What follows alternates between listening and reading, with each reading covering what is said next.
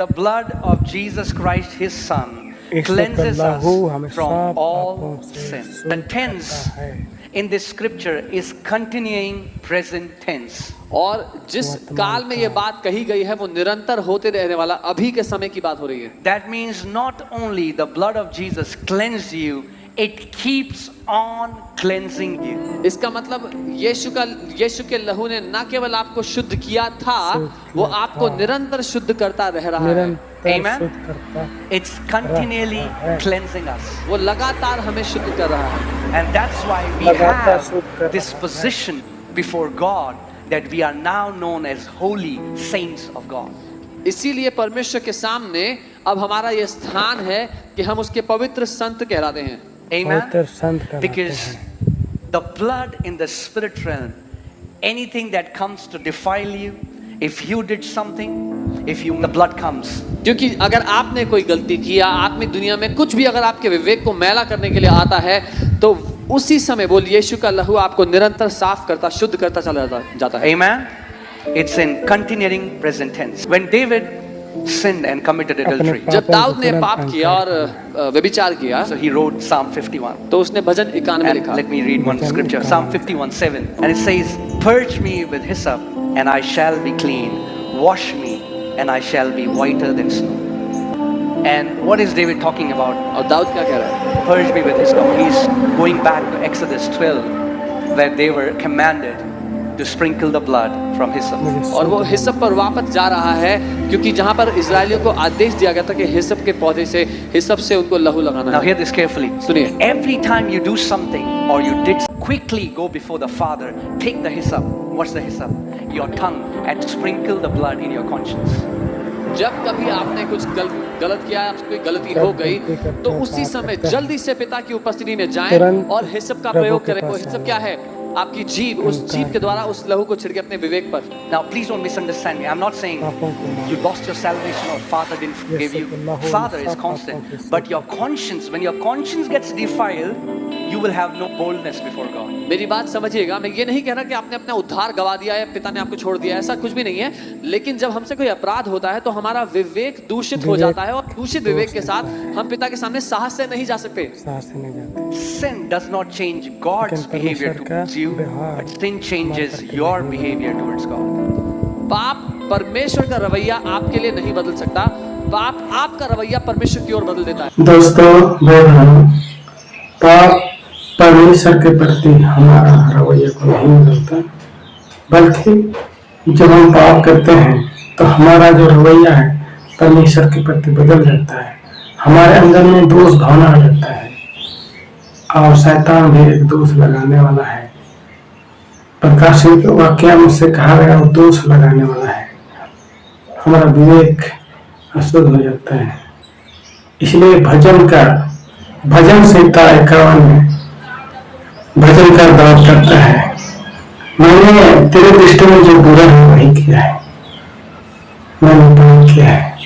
लेकिन इसने अपने पापों को मानना स्वीकार किया और प्रार्थना करता है, मेरे अंदर शुद्ध मन उत्पन्न कर, मेरे भीतर स्थिर आत्मा नहीं से उत्पन्न कर.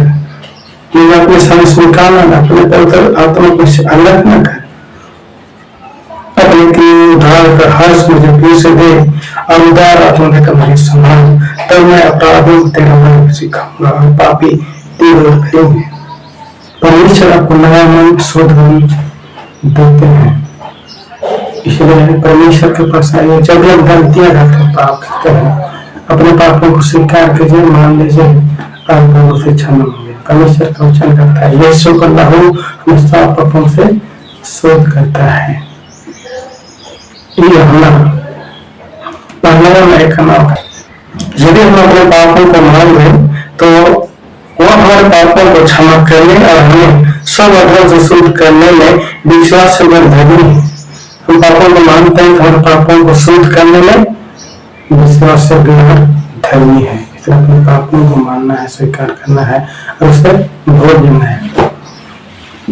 भजन से कहता है, उदाचल से अस्ताचल इतने दूर है, उसने हमारा अपराधों को हमसे उतना ही दूर कर दिया. जब आप पाप को मान लिए, स्वीकार कर लिए, प्रभु आपके पापों को क्षमा कर दे, और यीशु का लहू आपको शुद्ध कर वो पवित्र कर लिया। और परमेश्वर आपको उस दृश्य से दिखता है जिसका आपने कोई गलती नहीं किया, आपको पाप नहीं किया है। आप ही अपने आप को उसी दृष्टि से देखिए। आपके पाप क्षमा हो गया है, आपको स्वीकार किया गया है और परमेश्वर के दृष्टि में पवित्र है, प्रिय है। बीती हुई बातों को स्मरण करके अपने मन को दुखी नहीं करना है। अब बीती हुई घटनाओं का स्मरण मत करो, न पश्चिम काल की बातों पर मन लगाओ। देखो मैं एक नई बात करता हूँ, वह अभी प्रकट होगी, क्या तुम उसे अनजान रहोगे? मैं जंगल में एक मार्ग बनाऊंगा और मेरे देश में नदियां बहाऊंगा। मैं भजन का दावत के समान कहना है, मेरे अंदर सूर्य उत्पन्न कर, मेरे भीतर स्थिर आत्मा नई से उत्पन्न कर।